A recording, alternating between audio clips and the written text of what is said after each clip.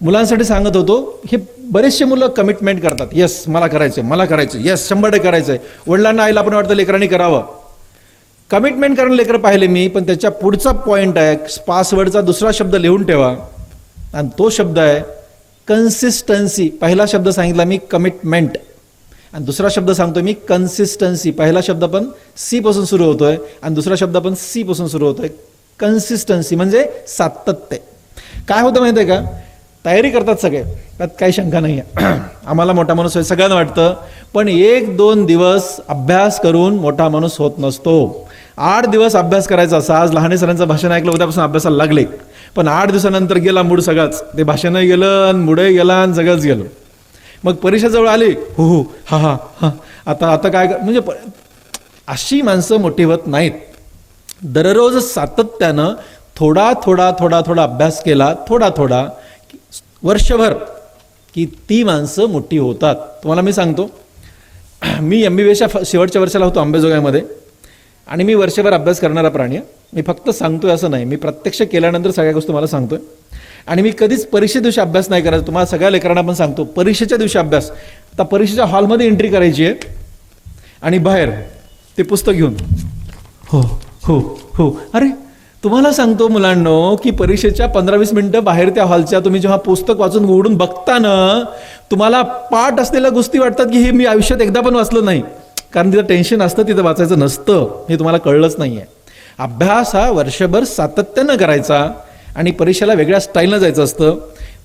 माझी परीक्षा होती MBBS शेवटच्या वर्षाचा पेपर होता, मेडिसिन या विषयाचा पेपर होता. पद्मश्री डॉक्टर तात्याराव लहाणे म्हणजे माझे मोठे बंधू. तुम्हाला माहिती आहे का की आमचं नातं असं आहे की माय आणि अण्णा हे माझे पहिले आईवडील आणि दादा आणि वहिनी हे माझे दुसरे आईवडील. असं कारण त्यांनीच घडवलं, त्यांनीच शिकवलं, त्यांच्याच घरी राहून मी शिकलो. मी खूप नशिबानं की मला असा चांगला भाऊ मिळाला, त्याच्यामुळे मी इथपर्यंत असा एवढा ताठ मनाने उभा आहे. तुम्हाला सांगतो मी की दादांच्या घरी मी राहायचो. दादांना 3 लेकरं, ते लेकरं मला प्रचंड आवडायचे आणि त्यांच्याशी प्रचंड गोंधळ करायचो. मी आजही करतोय. ओके, तर तुम्हाला सांगतो ना की माझा मेडिसिनचा पेपर होता. 4 लोकांचं क्वार्टर होतं. गव्हर्नमेंट मेडिकल कॉलेजमधले क्वार्टर्स त्यांचे राहायचे घरं होते. एका ब्लॉकमध्ये 4 क्वार्टर होते. वर 2 डॉक्टर राहायचे, दादा आणि खाली दुसरे 1 डॉक्टर राहायचे. बरोबर, मी घरामध्ये होतो. ज्या विषयाचा माझा पेपर होता त्याचे बॉस डॉक्टर ND कुलकर्णी आमच्या वर राहायचे. मेडिसिनचे बॉस वर राहायचे.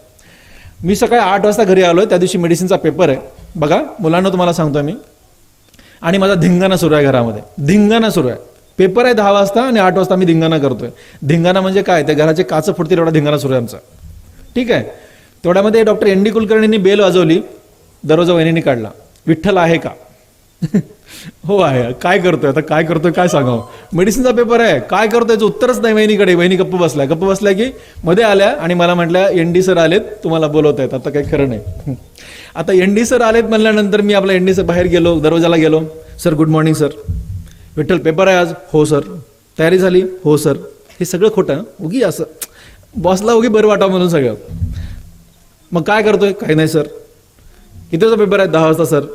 म्हणजे सरांचे सगळे उत्तरं दिले. सर म्हणाले all the best, thank you sir. Sir गेले. पुन्हा दरवाजा बंद केला आणि धिंगाणा सुरू. तुम्हाला सांगतो मी, आमचा हा धिंगाणा संपला 9:30 वाजता. मी आपलं निघालो पेपर देण्यासाठी गेलो आणि मला मेडिसिन विषयामध्ये गोल्ड मेडल आहे. Gold medal. तुम्हाला मी का सांगतो माहिती आहे का, हे वर्षभर सातत्यानं अभ्यास केल्यानंतर एक कॉन्फिडन्स येतो आणि त्याला 11th आवरला. म्हणजे आज परीक्षा म्हणताना अभ्यास, त्याच दिवशी त्याच पेपरला तुम्हाला सांगतो मी, माझी एक मैत्रीण म्हणजे माझ्या वर्गातली दुसरी मुलगी पेपर द्यायला निघाली होती. ती रिक्षामध्ये बसून चालली होती. बघा, रिक्षामध्ये बसून चालली होती. त्या रिक्षामध्ये 4 लोक बसले होते. ती माझी वर्गमैत्रीण, तिची आई एका बाजूला पाठीमागे, दुसऱ्या बाजूला तिची बहीण आणि ड्रायव्हरच्या बाजूचा भाऊ बसला होता. बघा तयारी कशी. आता हे 4 बसले लोक काय काय करत होते तुम्हाला सांगतो. तिची आई जी बसली होती ना, तर ती आई त्या मुलीचे केस विंचरत होती रिक्षामध्ये बसून. म्हणजे तिथपर्यंत तिचा अभ्यास संपला नव्हता. तिची बहीण आहे ना, खाऊ घालत होती रिक्षात बसून. ती तेवढेपर्यंत ठीक आहे. हो, तो जो पुढे भाऊ बसला होता ना, तो असा मागे बघून पुस्तक समोर धरला होता.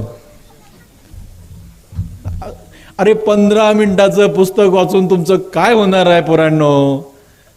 आता तिचं पुढे काय झालं काय सांगायची गरज आहे का? मला काय सांगायचं तुम्हाला, सातत्यानं अभ्यास केल्यानंतर सातत्यानं तुम्हाला एक तिसरी गोष्ट घडते आणि त्याला म्हणायचं कॉन्फिडन्स. पासवर्डचा पहिला शब्द आहे, सांगा मोठ्याने सांगा, आणखी मोठ्याने सांगा. कमिटमेंट. दुसरा कन्सिस्टन्सी. आणि तिसरा शब्द आहे कॉन्फिडन्स. म्हणजे एक आत्मविश्वास तुमच्यामध्ये येतो. कशामुळे येतो? जर सातत्यानं अभ्यास केला तर. त्याचं छोटं उदाहरण देतो. माझा मुलगा, जसं बोलताना बोललो, आता येतानाही सांगितलं मी की मी पोट भरलेला डॉक्टर आहे, पोट भरलेला डॉक्टर आहे. मी आता पेशंटसाठी काम करतो, खूप आनंदाने काम करतो, कारण माझा मुलगा माझ्यानं हुशार आहे, असं बोलताना बोलून गेलो मी. त्यांना सांगत होतो. तुम्हाला सांगतो मी, माझा मुलगा 12वीला होता, तर डॉक्टर झाला आहे तो आता. 12वीला असताना त्याला डॉक्टर व्हायचं होतं आणि त्याने ठरवलं होतं की गव्हर्नमेंट सरकारी हॉस्पिटलमध्येच मी डॉक्टर होणार, प्रायव्हेटला पप्पांचा 1 रुपया पण खर्च करणार नाही. त्यांनी असं ठाम सांगून टाकलं होतं की पप्पा तुमचा 1 रुपया पण खर्च करून मी जाणार नाही, 1 रुपयासुद्धा बाकी सोडून द्यावं. मी माझ्यानं अभ्यास करणार, त्या अभ्यासानं मी मेरिट येणार आणि मेरिटनंच मी लागणार. ह्या पोराने अभ्यास केला वर्ष, मला माहीत होतं सातत्यानं अभ्यास करणारा प्राणी हे मला माहीत होतं. तो परीक्षेला गेला, मी परीक्षेला सोडायला काहीच गेलो नाही. मी कधीच त्याला कुठल्या शाळेत गेलो नाही सोडायला, त्याचं ॲडमिशन घ्यायला गेलो नाही, मी कुठंच गेलो नाही. जरा अडचणीचा बाप आहे, मी कुठं जाऊच शकत नाही. त्याचं ॲडमिशन घेण्यासाठी MBBS ॲडमिशन घेण्यासाठी पण माझी बायको होती, म्हणजे त्याची मम्मी गेली होती, मी नव्हतो गेलो. म्हणजे मी असा प्राणी आहे. आणि तुम्हाला सांगतो मी की तो त्या ह्याला गेला, परीक्षेला गेला, माझा मुलगा प्रसाद परीक्षेला गेला, 12वीच्या नीट एक्झामला गेला, परीक्षा दिली, सेंटरच्या बाहेर आला. त्याची मम्मी त्याला घ्यायला गेली होती. तिचा फोन घेतला आणि मला फोन केला, पप्पा बायोलॉजी हा विषय आहे, बायोलॉजीमध्ये 100पैकी 100 मार्क, असा तो म्हणाला. बघा असं म्हणाला. मला कॉन्फिडन्स होता, मला माहीत होतं की ह्या पोरांनी एवढं 2 वर्ष अभ्यास केला, ह्याला पडले मार्क, काय अडचणीचा नाही. घरी आला, तुमच्याकडे तुम्हाला सगळ्यांना माहिती आहे आन्सर की येते, आन्सर की आली त्याला 100पैकी 100 होते. दुसरी आन्सर की येते, सेकंड आन्सर की आली आणि त्याचा 1 मार्क गेला, 99 झाले. त्याचा 1 चुकला. रडायला लागला हा पोरगा, इतक्या मोठ्या रडायला लागला. नेमकं घरात माय अण्णा, मग ते आमच्यापेक्षा माझ्या मायबाबाचं लेकरू ते फारच राड आहे, इतकं लाड काय बघायचंच काम नाही. मी त्याला रागवलो, कशाला रडतो प्रसाद तू, हे बघ 1 मार्क गेला, तुझ्या एकट्याचा गेलाय का?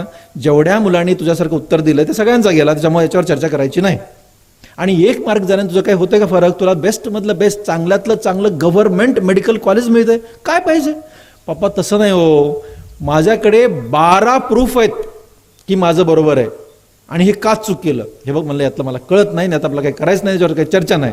असं म्हणालो की प्रसादने मला सोडलं, सरळ कॉलेजमध्ये गेला, त्याच्या कॉलेजमध्ये गेला, शाहू कॉलेजमध्ये गेला. आणि त्या कॉलेजमध्ये जाऊन सगळ्या टीचर लोकांना भेटला की सर हे जे उत्तर आहे ना, हे माझं हे बरोबर आहे, हे बरोबर आहे, हे बरोबर आहे, हे बरोबर, आणि हे चूक दिलं आन्सर कीमध्ये. त्या टीचरलाही पटलं की प्रसादचं बरोबर आहे. त्यांनी मला फोन केला, सर म्हणे प्रसाद जो सांगतोय ना ते उत्तर बरोबर आहे, आपण कोर्टात केस टाकू. अरे म्हणलं तुम्हाला काही येड लागलंय का?